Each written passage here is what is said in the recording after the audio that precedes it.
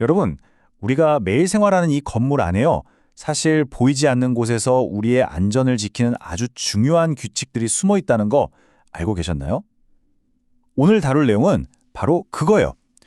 지진이 발생했을 때 건물의 두뇌를 어떻게 보호하는지에 대한 이야기입니다. 자, 한번 상상해 볼까요? 갑자기 땅이 막 흔들리는 비상 상황이에요. 이때 건물에 설치된 여러 안전 시스템이 정말 반드시 해내야 하는 단 한 가지. 그게 뭘까요? 정답은요, 되게 간단하면서도 정말 강력합니다. 바로 계속 작동해야 한다는 거죠. 그쵸? 아무리 튼튼하게 만들어져도 정작 필요할 때 멈춰버리면 아무 소용이 없잖아요. 그렇다면 이 당연한 원칙, 이걸 지키려면 뭐가 필요할까요? 바로 건물의 숨은 영웅이라고 할 수 있는 제어반 이야기로 되어가 볼 건데요. 이 제어반이 왜 그렇게 중요한지 지금부터 알아보죠. 제어반은 말이죠. 건물의 신경계 또는 두뇌 같은 거라고 보시면 돼요. 화재 경보, 스프링클러, 비상전원. 그러니까 위기 상황에서 모든 중요한 시스템을 통제하는 일종의 사령탑인 거죠. 이 두뇌가 멈추면 건물 전체가 마비되는 거나 마찬가지입니다. 자, 그럼 이 중요한 두뇌를 어떻게 지켜야 할까요?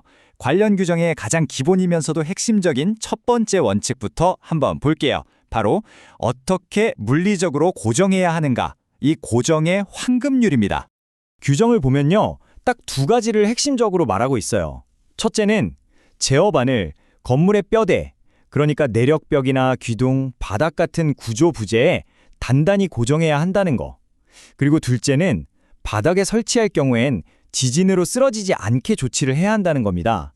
아주 명확하죠? 이 규칙 뒤에 숨어있는 철학이 이게 참 흥미로운데요. 이건 단순히 제어반을 벽에 붙여두라는 얘기가 아닌 거예요.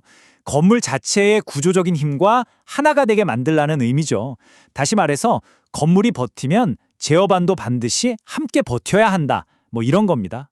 좋습니다. 이제 조금 더 기술적인 부분으로 들어가 볼게요. 제어반을 어떻게 단단히 고정할 것인가? 바로 그것을 지탱하는 고정용 볼트의 강도를 어떻게 계산하느냐의 문제예요. 규정을 보면 길이 두 가지가 있어요. 원칙은 제어반에 가해질 지진의 힘, 즉 지진 하중이라는 걸 복잡하게 계산해서 그에 맞는 앵커 볼트를 쓰는 건데요. 하지만 더 간단한 길이 하나 있습니다.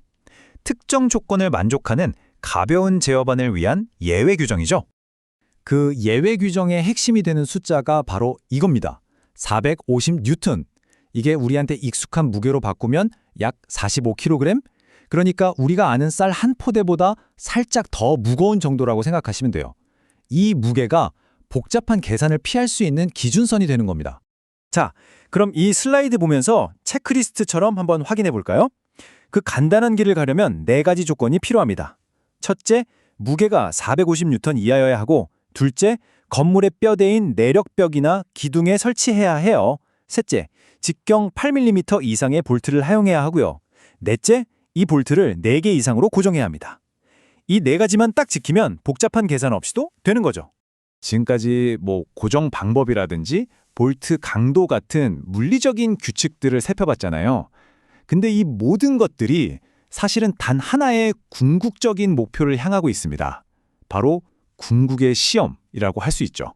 바로 이 슬라이드에 있는 문장. 이게 모든 규정의 심장이라고 할 수 있습니다. 법규 제14조 3항. 제어반 등은 지진 발생 시 기능이 유지되어야 한다. 이 한 문장에 모든 게 다 들어있어요. 이 부분이 정말 중요해요. 제어반이 그냥 벽에 붙어만 있는 거, 그러니까 생존하는 것만으로는 충분하지 않다는 겁니다.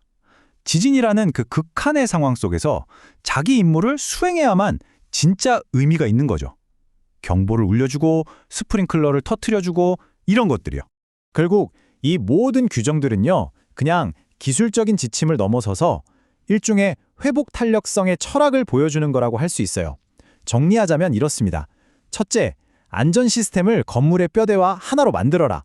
둘째, 계산된 힘으로 단단히 연결하라. 그리고 가장 중요한 셋째, 어떤 위기에서도 제 기능을 다하게 하라. 바로 이겁니다. 네, 오늘은 건물의 두뇌를 지키는 법에 대해서 알아봤는데요. 그럼 마지막으로 질문 하나 던져볼게요. 지금 이 순간 여러분의 안전을 지키고 있는 또 다른 숨겨진 규칙들에는 과연 무엇이 있을까요?